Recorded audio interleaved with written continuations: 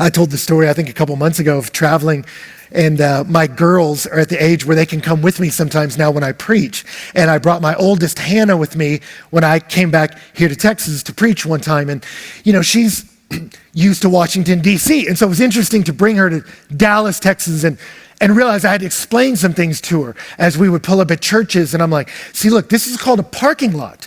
It's this big open space where people can park their cars, and there's a lot of them because people drive here and they drive big cars and they park at their church. And yeah, it's pretty amazing. And we walked into these churches and they were massive with these big seating arenas. I'm like, yeah, some churches, babe, have buildings and they have chairs inside of them. And, you know, just explaining to her some different cultural differences. And I remember as we were there, we had someone that was meeting us there that was a family friend that was going to sit with Hannah. And so I went to preach at this conference, and Hannah and our dear friend kind of sat in the back of the room.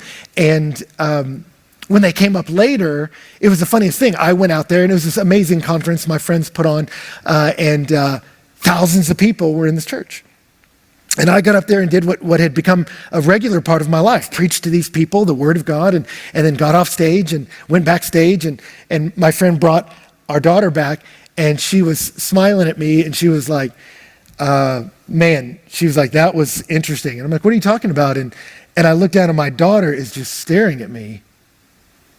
And my daughter was like, Dad, you were on stage. I'm like, yeah, babe, I told you that, like, we came to preach. And she was like, yeah, but in front of all those people.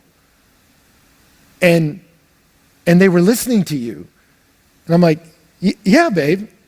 And I looked up at our friend, and she was like, I don't know that she's seen you in this context before. She was like, she listened to every word you said. And the whole time she kept looking at me and saying, that's my dad.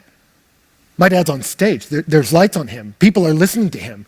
And people would laugh, and she's like, people are laughing at what my dad said. And she's like, right, that's your dad. But she was watching this little girl go, no, wait, the guy that I shared gummy bears with on the plane, the guy that we laid in bed and read books with before we went to bed, the guy that I walked through life with and know intimately also has this authority that I wasn't aware of. And so she was telling me about Hannah's experience of listening to me. And while she did, Hannah was petting my arm, which I'm like, what are you doing? And it was like she was just going, yeah, same dad, but I got this whole other layer to how I understand you.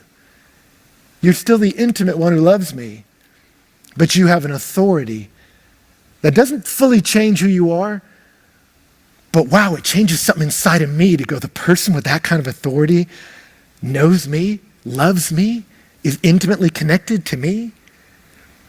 And that's my little story. But Jesus with his disciples, they would walk with him everywhere, ate every meal with him, hung out with him. They knew him. And yet he brought them up to the Mount of Transfiguration and said, boys, let me pull the curtain back for a second. And they watched him glow like the sun, and they fell down to worship him.